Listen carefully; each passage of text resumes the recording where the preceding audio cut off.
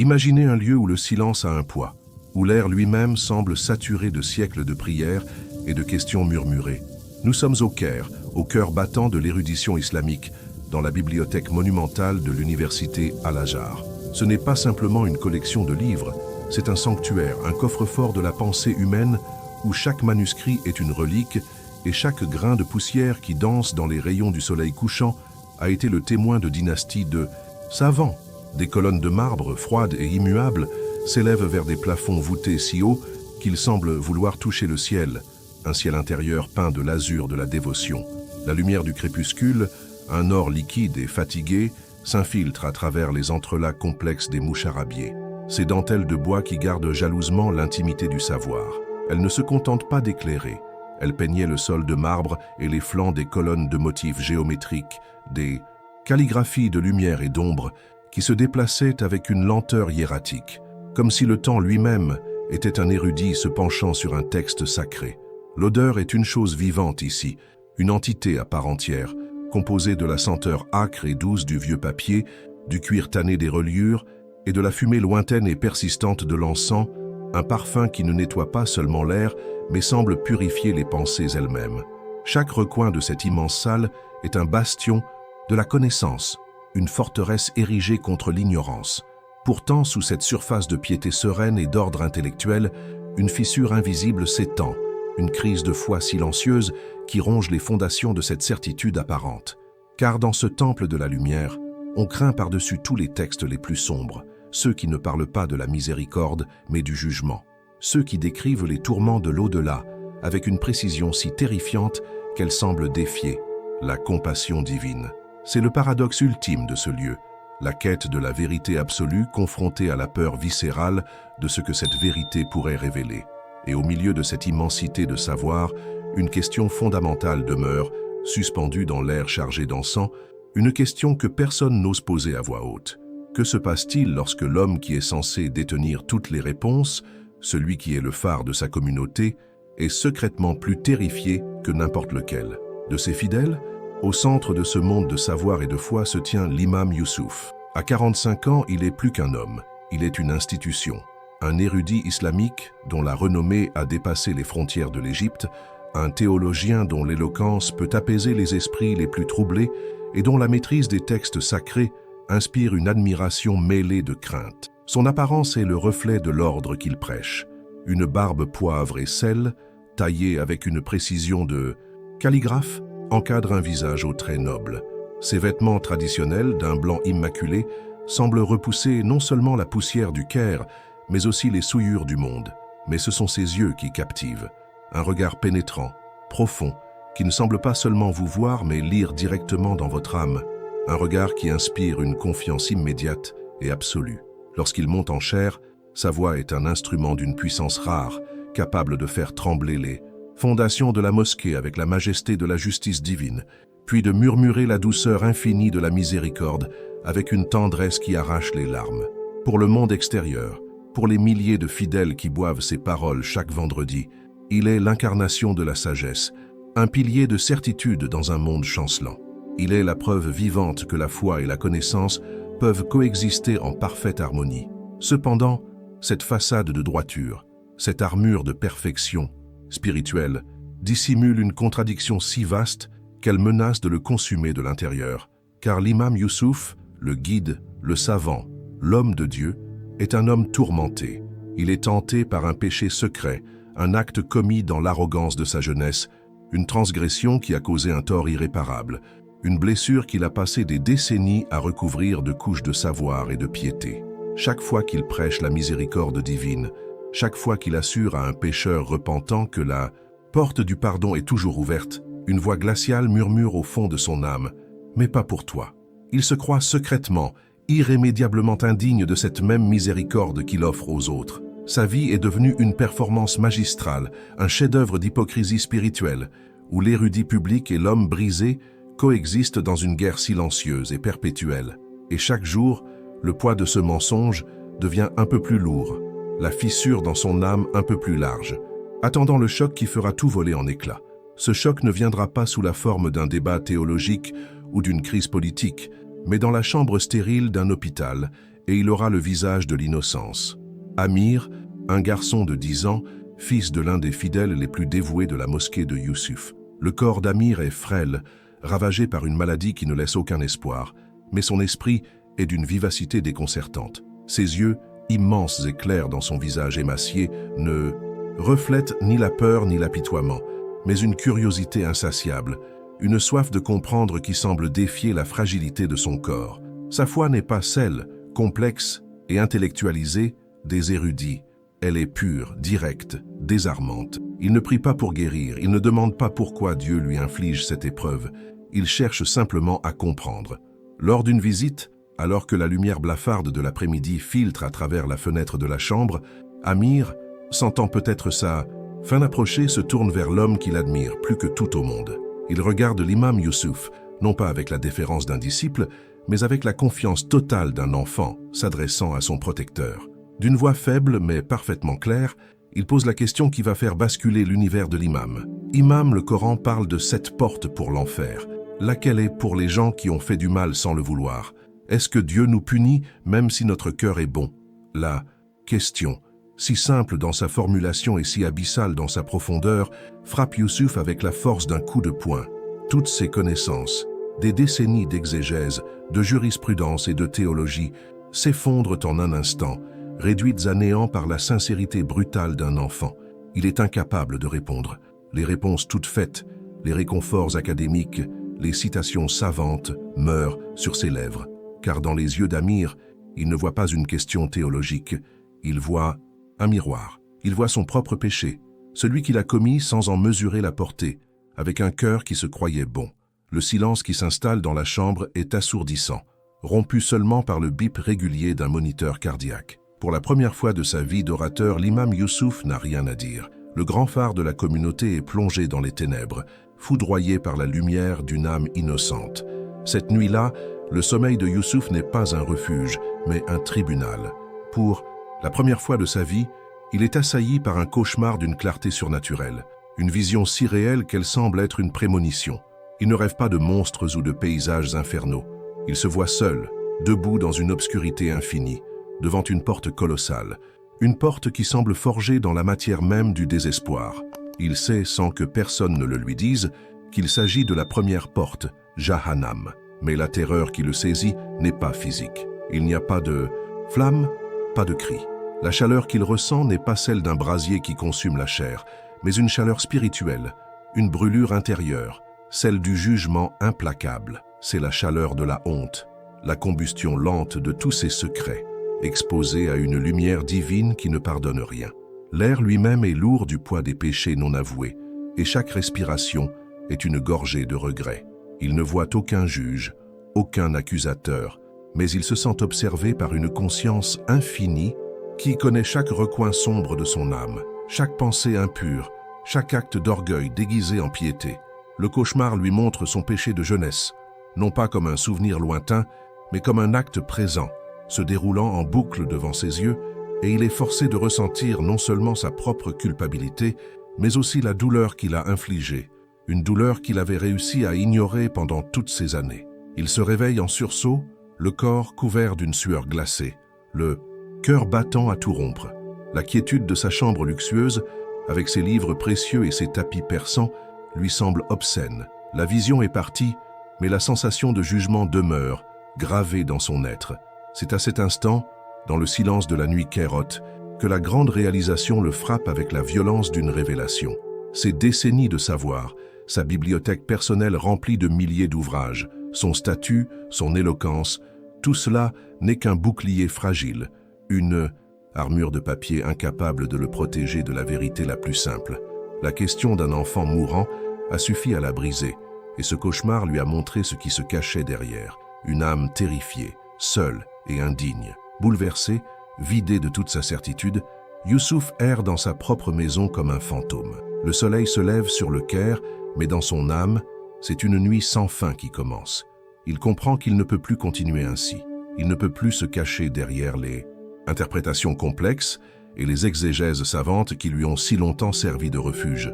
La question d'Amir exige une réponse, non pas une réponse pour satisfaire l'intellect, mais une réponse pour apaiser une âme.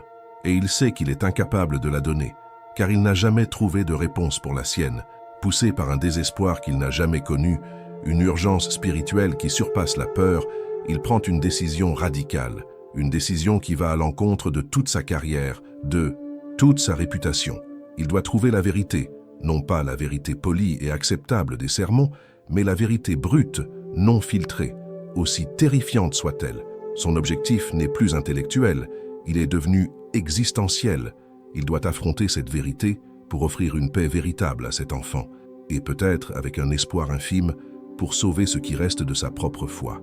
Il se dirige alors vers la bibliothèque d'Al-Azhar, mais pas vers les salles de lecture lumineuses et familières. Son but est ailleurs. Il se dirige vers une section interdite, une aile oubliée de la bibliothèque où sont conservés les manuscrits les plus anciens et les plus controversés, des textes jugés trop dangereux, trop dérangeants pour l'esprit des croyants ordinaires. Il est à la recherche d'un manuscrit en particulier, une œuvre presque mythique dont il a entendu parler dans des notes de bas de page, un texte qui ne décrirait pas les portes de l'enfer d'un point de vue théologique, mais qui prétendrait les décrire visuellement, comme si l'auteur en avait eu la vision directe. C'est un acte de transgression académique, peut-être même une forme de blasphème, mais il n'a plus le choix. Le savant en lui est mort dans cette chambre d'hôpital. Seul reste l'homme brisé, le pécheur, qui s'apprête à descendre volontairement dans les ténèbres pour y trouver une étincelle de lumière. Ce que vous êtes sur le point de voir n'est pas simplement l'histoire d'un érudit en crise, c'est le voyage d'une âme au bord du précipice, une plongée vertigineuse dans les questions les plus fondamentales de la foi, du péché et de la rédemption. Nous allons suivre l'imam Youssouf pas à pas, alors qu'il tourne le dos à une vie de certitude pour s'aventurer dans un territoire interdit, à la fois physiquement et spirituellement. Quel est ce péché secret si terrible qu'il a pu transformer un pilier de la foi en un homme rongé par la honte? Quelle vérité terrifiante et quelle révélation!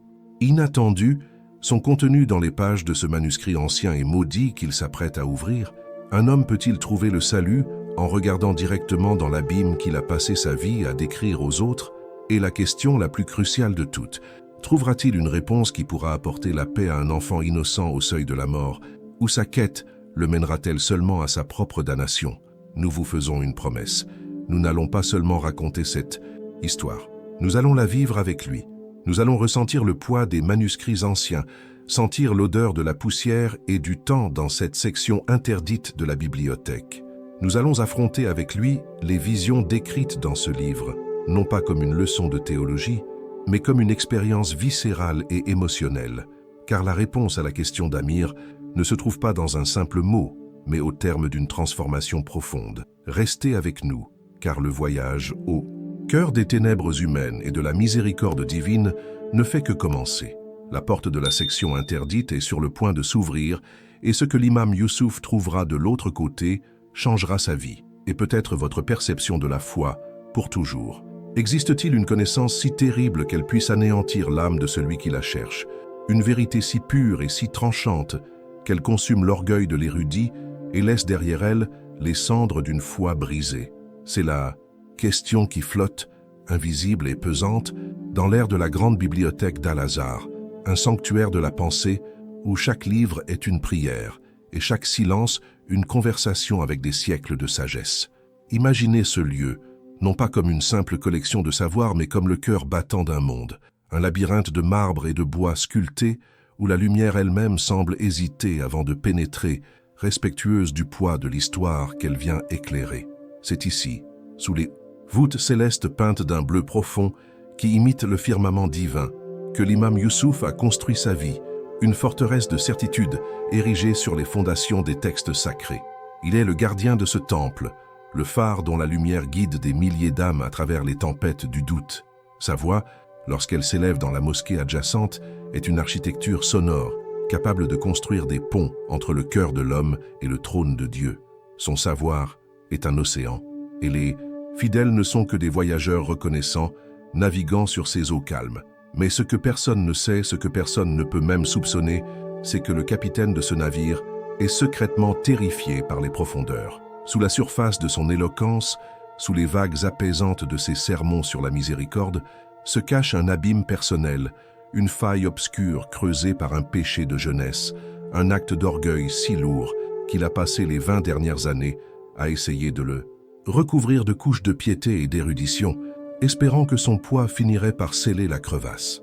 Chaque mot de pardon qu'il offre à un autre est un écho de sa propre condamnation, une confirmation silencieuse de son indignité. Il vit un paradoxe insoutenable. Il est le médecin des âmes qui ne peut guérir sa propre blessure, le guide qui est lui-même perdu dans une obscurité qu'il a créée.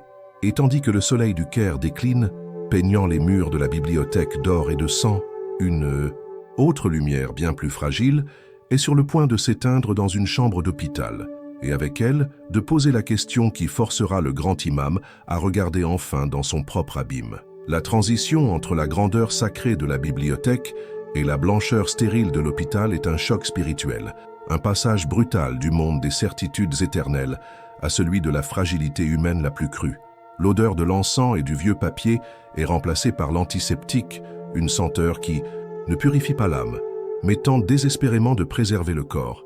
C'est dans ce décor de finitude que se trouve Amir, un garçon de 10 ans, dont le corps est un champ de bataille, où la vie recule chaque jour. Mais si sa chair est vaincue, son esprit est un soleil. Ses yeux immenses dans son visage émacié ne contiennent aucune trace de peur, seulement une curiosité insatiable, une soif de comprendre qui semble être la dernière chose que la maladie ne pourra lui prendre. Sa foi n'est pas celle complexe et intellectualisée de l'imam Youssouf. C'est une foi première, pure, une confiance absolue dans un ordre divin qu'il ne cherche pas à justifier mais simplement à connaître. Pour lui, l'imam Youssouf n'est pas une institution, il est un pont vers Dieu, un homme qui détient les cartes de ce territoire inconnu vers lequel il sent qu'il dérive. Et c'est avec cette confiance désarmante qu'il se tourne vers le grand érudit, assis à son chevet, dont la présence imposante semble presque déplacée au milieu des moniteurs cardiaques et des perfusions. La lumière de l'après-midi, pâle et clinique, traverse la fenêtre et dessine un rectangle de clarté sur le sol. Le silence n'est rompu que par le bip régulier d'une machine, métronome implacable du temps qui reste. Puis, la voix d'Amir, faible mais d'une clarté de cristal, s'élève. « Imam, le Coran parle de 7 portes pour l'enfer. Laquelle est pour les gens qui ont fait du mal sans le vouloir? Est-ce que Dieu nous punit même si notre cœur est bon ?» La question tombe dans le silence de la chambre non pas comme une pierre, mais comme une plume dont le poids est pourtant infini. Elle ne frappe pas l'intellect de Youssouf, elle transperce son âme. Toutes les réponses qu'il a préparées, toutes les citations, toutes les constructions théologiques s'effondrent comme un château de cartes. Car dans la question de cet enfant, il n'entend pas une interrogation sur l'au-delà. Il entend l'écho parfait de son propre péché, cet acte commis dans l'arrogance de la jeunesse, avec un cœur qu'il croyait bon, un acte dont les conséquences désastreuses l'ont hanté depuis. Pour la première fois de sa vie, le maître de la parole est muet. Le grand imam, le guide spirituel, est réduit à un homme terrifié, exposé et jugé par la pureté d'un enfant mourant. Cette nuit-là, le sommeil de Youssouf n'est pas un refuge, mais une salle d'audience. Le silence de sa chambre, habituellement un havre de paix propice à la méditation, devient une toile de fond pour le tumulte de son âme. Il s'endort non pas dans l'épuisement, mais dans une sorte de reddition, comme un homme qui sait qu'il va être confronté à quelque chose d'inévitable. Et la confrontation vient, non pas sous la forme d'un rêve confus, mais d'une vision d'une lucidité terrifiante, une expérience si réelle qu'elle brouille la frontière entre le sommeil et la veille. Il se voit debout, seul, dans une obscurité qui n'est pas l'absence de lumière, mais une présence tangible, une matière lourde qui presse sur lui de toutes parts. Devant lui se dresse une porte, une structure colossale qui semble faite non pas de bois ou de métal, mais de désespoir solidifié. Il sait, avec une certitude qui ne vient d'aucune connaissance livresque, mais d'une intuition viscérale, qu'il s'agit de Jahannam, la première porte. La terreur qui le saisit n'est pas celle d'une menace physique. Il n'y a pas de flammes léchant les montants de la porte, pas de cris s'échappant de ses interstices. La chaleur qu'il ressent est d'une autre nature. C'est une chaleur spirituelle, une combustion interne, la brûlure de la honte mise à nu. C'est la sensation de son âme exposée à une lumière divine qui ne juge pas avec colère, mais avec une clarté absolue et implacable. Chaque secret, chaque mensonge pieux, chaque acte de vanité déguisé en dévotion est révélé, non pas à un juge extérieur, mais à lui-même. L'air qu'il respire est saturé du poids de ses propres transgressions. Et chaque inspiration est une gorgée de regret. La vision lui impose alors de revivre son péché de jeunesse, non pas comme un souvenir flou, mais comme une scène se déroulant en temps réel, sous ses yeux. Mais cette fois, il ne ressent pas seulement sa propre culpabilité. Il ressent la douleur de l'autre, la souffrance qu'il a causée et qu'il avait réussi pendant des décennies à intellectualiser, à minimiser, à oublier. Il se réveille en hurlant, le corps trempé d'une sueur glacée, le cœur battant comme pour s'échapper de sa poitrine. La vision a disparu, mais son empreinte reste gravée au fer rouge dans sa conscience. Dans le silence de la nuit qu'érote, une certitude s'impose à lui. Son savoir est un rempart de papier, et la question d'un enfant vient de le réduire en cendres. Le lever du soleil sur le Caire est un spectacle d'une beauté immuable, une promesse de renouveau qui, ce matin-là, sonne comme une insulte à l'obscurité qui a envahi l'âme de Youssouf. Il erre dans sa propre maison, parmi les objets qui définissaient son statut et son identité, mais il ne les reconnaît plus. Les rangées de livres précieux, les tapis persans, les calligraphies élégantes aux murs, tout cela lui semble désormais être le décor d'une pièce de théâtre dont il était l'acteur principal, un rôle qu'il ne peut plus jouer. La question d'Amir résonne en lui, non plus comme une simple interrogation, mais comme un commandement. Elle exige une réponse, pas une réponse tirée d'un traité de théologie, mais une réponse forgée dans le feu de la vérité, une vérité qu'il a passé sa vie à éviter. Il comprend avec une clarté douloureuse qu'il ne peut offrir la paix à cet enfant s'il ne trouve pas d'abord un moyen de faire face à sa propre guerre intérieure. Le désespoir, une émotion qu'il n'avait connue que de manière théorique, devient le moteur de son action.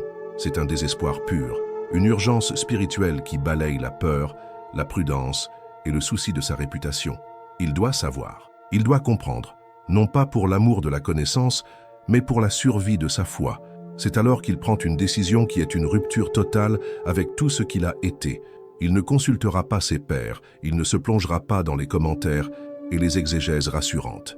Il va chercher la source la plus brute, la plus dangereuse, la plus interdite. Son esprit se tourne vers une légende de la bibliothèque d'Al-Azhar, une section oubliée, presque mythique, où sont conservés les manuscrits jugés trop dérangeants, trop puissants pour être laissés à la portée des esprits non préparés. Il se souvient d'avoir lu, dans une note de bas de page d'un obscur traité, la mention d'un manuscrit unique, un texte qui ne se contentait pas de décrire les portes de l'enfer d'un point de vue dogmatique, mais qui prétendait en offrir une description visuelle, presque testimoniale, comme si son auteur les avait vus de ses propres yeux. C'est un acte de transgression, une hérésie potentielle, un suicide académique. Mais le savant en Youssouf est déjà mort. Seul reste le pécheur, l'homme brisé, qui s'apprête à faire ce qu'aucun guide spirituel ne devrait jamais faire, descendre volontairement dans les ténèbres, non pas pour guider les autres, mais dans l'espoir fou d'y trouver une étincelle de lumière pour lui-même. La porte de la section interdite n'est pas gardée par des serrures complexes ou des gardes armés, mais par quelque chose de bien plus puissant, la peur et le respect. C'est une simple porte de bois sombre, sans fioritures, située au fond d'un couloir rarement emprunté. Mais pour les érudits d'Al-Azhar, la franchir est un tabou, un acte d'orgueil intellectuel qui défie la sagesse des anciens qui ont décidé de sceller ces textes. Pour Youssouf, cependant, cette porte n'est plus un symbole d'interdiction, mais le seul chemin possible. La clé, il la possède en vertu de son rang, mais il ne l'a jamais utilisée. La faire tourner dans la serrure est un geste lourd de conséquences. Le son du mécanisme qui s'enclenche résonne dans le silence du couloir comme un jugement, le premier d'une longue série. L'air qui s'échappe de la pièce lorsqu'il pousse la porte est différent de celui du reste de la bibliothèque. Il est plus froid, plus dense, chargé d'une odeur de poussière qui n'est pas celle des livres consultés quotidiennement, mais une poussière ancienne, presque minérale, la poussière du temps lui-même. L'obscurité est presque totale, et il doit attendre que ses yeux s'habituent avant de distinguer les formes spectrales d'étagères montant jusqu'à un plafond invisible. Il n'y a pas ici de lumière dorée filtrant à travers des mouches arabiées. Il n'y a qu'une pénombre oppressante, un silence si profond qu'il en devient un son, un bourdonnement grave qui semble émaner des manuscrits eux-mêmes. Il avance à tâtons, le cœur battant, non pas de l'excitation de la découverte, mais de la peur primale de ce qu'il pourrait réveiller. Chaque pas soulève un petit nuage de poussière qui danse dans le faible rai de lumière provenant du couloir, comme des âmes oubliées. Il cherche le manuscrit dont il se souvient, guidé par une vague description de son emplacement. Ses doigts effleurent les reliures de cuir craquelé, des surfaces froides et presque hostiles. Il ressent une présence dans cette pièce, non pas celle d'un esprit, mais celle des idées contenues dans ces pages, des pensées si puissantes et si dérangeantes qu'elles ont été mises à l'isolement. C'est un cimetière du savoir, ou peut-être un arsenal. Enfin, il le trouve. Le manuscrit est plus petit qu'il ne l'imaginait, relié de cuir noir sans aucun titre. Il semble absorber la lumière autour de lui. Le tenir entre ses mains est un acte de défi. Il sent son propre pouls accélérer. Le savant en lui, ce qui en reste, est fasciné, mais l'homme, le croyant, est terrifié. Il sait qu'en ouvrant ce livre, il ne lira pas seulement des mots. Il invitera les visions qu'il décriva dans son esprit. Il s'assied sur le sol froid, le dos contre une étagère, et avec des mains tremblantes, il ouvre la première page. Le contact du parchemin sous ses doigts est étrange, à la fois fragile et résistant, comme une peau ancienne. La calligraphie est nerveuse, presque frénétique, loin du style posé et ornementé des textes sacrés qu'il a l'habitude d'étudier. C'est l'écriture d'un homme qui a vu quelque chose d'insoutenable et qui s'est précipité pour le consigner avant que la folie ne l'emporte. Il n'y a pas de préambule théologique, pas d'introduction respectueuse. Le texte commence brutalement, plongeant directement le lecteur dans la vision. La première porte ne garde pas un lieu, elle garde un état, lit Youssouf à voix basse, et sa propre voix lui semble étrangère dans le silence de la pièce. L'auteur décrit Jahannam non pas comme un enfer de flammes, mais comme un espace infini où chaque âme est confrontée à la conséquence directe de ses actes sur terre. La chaleur n'est pas celle du feu, mais celle de la honte inextinguible, la brûlure de la prise de conscience tardive. La vision décrite est celle d'un désert sous un soleil noir, où les pécheurs ne sont pas torturés par des démons, mais par la répétition éternelle de leurs fautes, forcés de ressentir non seulement leur propre culpabilité, mais aussi la douleur qu'ils ont infligée à leurs victimes, amplifiée à l'infini. En lisant ces lignes, Youssouf est transporté. La bibliothèque s'efface. Il revit son cauchemar, mais avec une clarté et des détails insupportables. Il revoit le visage de la personne qu'il a blessée dans sa jeunesse, un visage dont il avait réussi à estomper les traits dans sa mémoire. Le manuscrit le lui rend avec une précision photographique, et dans les yeux de cette personne, il lit la dévastation qu'il a causée. La douleur qu'il ressent est si intense qu'il doit fermer le livre, le souffle coupé. Il halète, le front couvert de sueur. Ce n'est pas une lecture, c'est une vivisection de l'âme. Son orgueil d'érudit tente de se rebeller, de rationaliser. Ce n'est qu'un texte, peut-être l'œuvre d'un mystique exalté, d'un hérétique. Mais une autre partie de lui, la partie qui a été réveillée par la question d'Amir, sait que ce qu'il lit est vrai, non pas d'une vérité littérale, mais d'une vérité spirituelle, psychologique, d'une profondeur terrifiante. La peur le pousse à s'enfuir, à refermer cette porte, à oublier ce qu'il a vu. Mais le visage d'Amir, curieux et confiant, s'impose à son esprit. Il ne peut pas s'arrêter. Il doit continuer.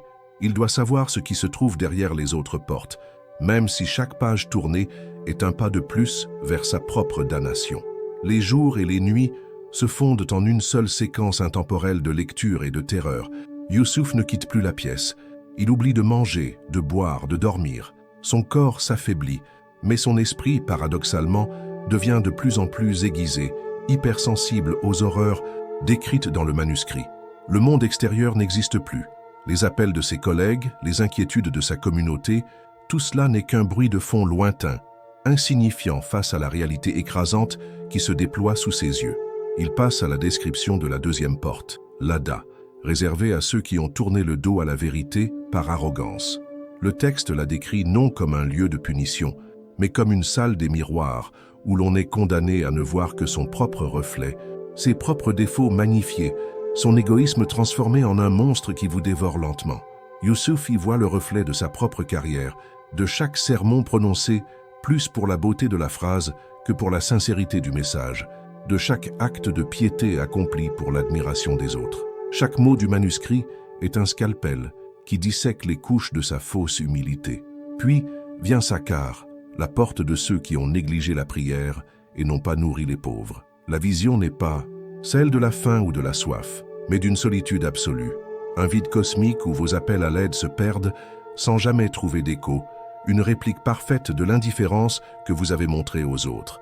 Youssouf se souvient de toutes les fois où il a été trop occupé par ses études pour prêter attention à la détresse d'un fidèle, trop absorbé par les hautes sphères de la théologie pour voir la misère à sa porte. Le conflit interne fait rage en lui. Une partie de lui, le savant, l'analyste, tente de garder une distance critique, de cataloguer les visions, de les comparer aux textes orthodoxes. Mais l'autre partie, l'homme, le pécheur, est submergé. Il n'est plus en train de lire un livre, il est en train de lire le registre de ses propres échecs. La honte qu'il ressent est si écrasante qu'elle le laisse parfois prostré sur le sol pendant des heures, incapable de bouger, le manuscrit ouvert à côté de lui comme un accusateur silencieux. Il commence à comprendre que l'enfer n'est peut-être pas une punition infligée par Dieu, mais la conséquence inéluctable de nos propres choix, la confrontation finale et éternelle avec la vérité de ce que nous avons été. Et la peur la plus profonde qui grandit en lui n'est pas celle du châtiment, mais celle de découvrir quelle porte lui est destinée. Le temps n'a plus de sens.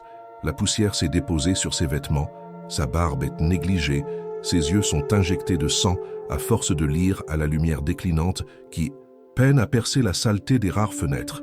Il est devenu une créature de cette pièce, un ermite au milieu d'un océan de savoir interdit. Il a traversé les descriptions de Utama, le feu qui consume le cœur, réservé aux calomniateurs et aux avares, et de Jaïm, le brasier pour les idolâtres, ceux qui ont adoré autre chose que Dieu, que ce soit une statue, l'argent ou leur propre intellect. Chaque vision l'a dépouillé d'une autre couche de son identité, d'une autre de ses certitudes. Il n'est plus l'imam Youssouf, le grand érudit. Il n'est qu'une âme nue, tremblante, attendant le verdict final.